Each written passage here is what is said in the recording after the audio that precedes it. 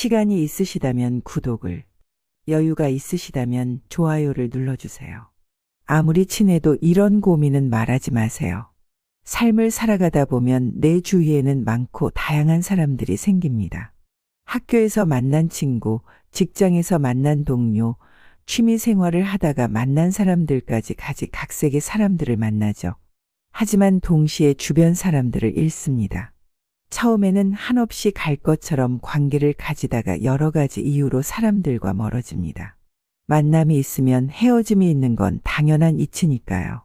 그 와중에도 내 곁에 오래도록 머무르는 사람이 있습니다. 흔히 말하길, 그는 나와 정말 친한 사람이다 라고 합니다. 그와는 서로 속이 훤히 보일 정도로 각별한 사이다 라고 합니다. 하지만 그거 아십니까?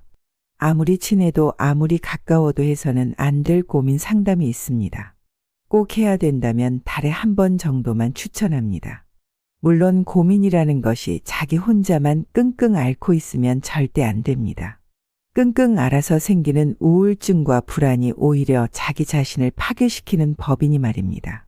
계속 참고 있으면 나중에는 극단적인 방향으로 흘러가기 마련입니다. 고민이 있다면 반드시 말로 표현해야 합니다. 그 이유는 말로 표현을 하는 그 순간 고민은 사라지기 마련입니다. 어떤 가정주부가 고부 갈등으로 인해서 우울증을 진단받았습니다. 그래서 그 가정주부는 정신과를 찾아 이런저런 상담을 받았습니다.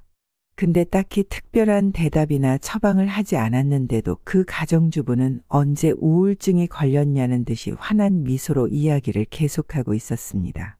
정말 신기한 일이죠. 그렇다면 왜 이런 일이 발생했을까요?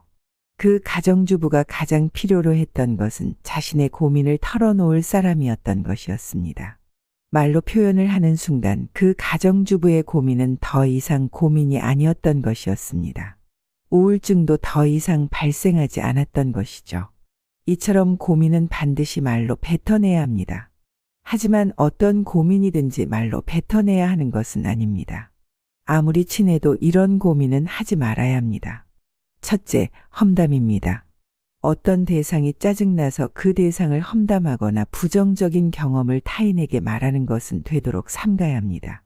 말하는 순간 고민이 해결될 수는 있겠지만 말하는 동안 부정적인 이야기를 서로 계속하게 될 것입니다. 그럼 그 영향은 각자 돌아가서도 기억에 남아 부정적인 영향들이 떠오르게 될 것입니다. 만약 해야 한다면 한 달에 한 번 정도만 하길 권장합니다.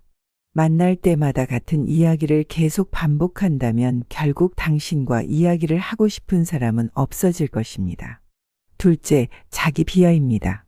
친한 사람에게 자기 자신을 비하하는 말을 계속한다면 무의식적으로 자기의 자존감이 떨어질 것입니다. 자기 비하는 부정적인 생각을 계속 자라나게 하고 결국 말하지 않느니만 못하게 될 것입니다. 내가 훨씬 낫다. 혹은 난 지금 충분하다. 라고 긍정적으로 자신에게 말해주세요. 긍정적인 생각과 에너지는 오히려 그 고민을 이겨낼 수 있는 강한 원동력이 될 것입니다.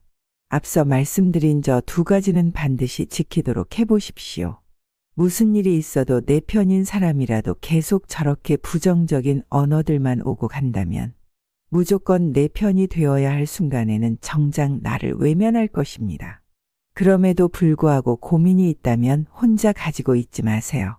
말로 표현하면 모든 슬픔이 사라진다는 말이 있는 것처럼 표현하고 밝히면 나를 도와줄 사람이 나타나거나 혹은 그 자체만으로도 내가 강해질 수 있습니다.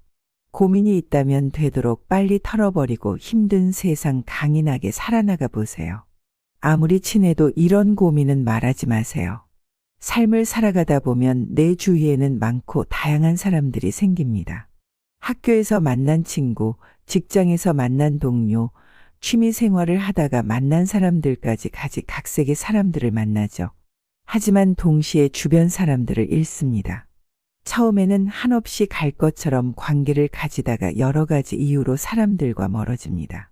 만남이 있으면 헤어짐이 있는 건 당연한 이치니까요. 그 와중에도 내 곁에 오래도록 머무르는 사람이 있습니다. 흔히 말하길, 그는 나와 정말 친한 사람이다 라고 합니다.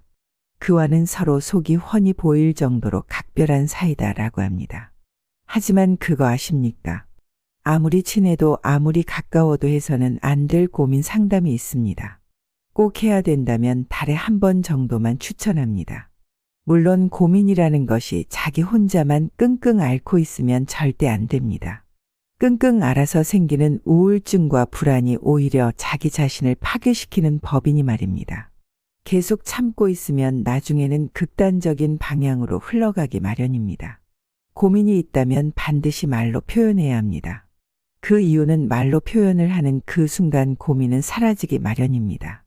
어떤 가정주부가 고부 갈등으로 인해서 우울증을 진단받았습니다.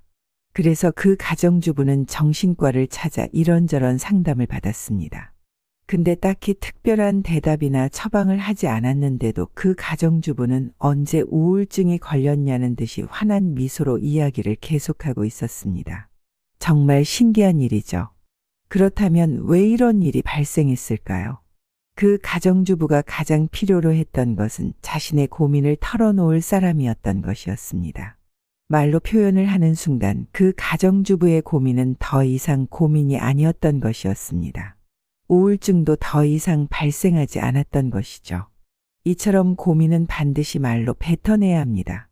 하지만 어떤 고민이든지 말로 뱉어내야 하는 것은 아닙니다.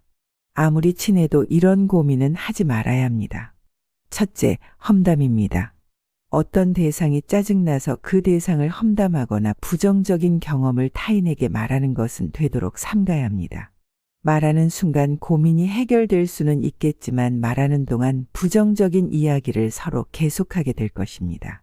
그럼 그 영향은 각자 돌아가서도 기억에 남아 부정적인 영향들이 떠오르게 될 것입니다. 만약 해야 한다면 한 달에 한 번 정도만 하길 권장합니다. 만날 때마다 같은 이야기를 계속 반복한다면 결국 당신과 이야기를 하고 싶은 사람은 없어질 것입니다. 둘째, 자기 비하입니다. 친한 사람에게 자기 자신을 비하하는 말을 계속한다면 무의식적으로 자기의 자존감이 떨어질 것입니다. 자기 비하는 부정적인 생각을 계속 자라나게 하고 결국 말하지 않느니만 못하게 될 것입니다. 내가 훨씬 낫다. 혹은 난 지금 충분하다. 라고 긍정적으로 자신에게 말해주세요. 긍정적인 생각과 에너지는 오히려 그 고민을 이겨낼 수 있는 강한 원동력이 될 것입니다. 앞서 말씀드린 저 두 가지는 반드시 지키도록 해보십시오.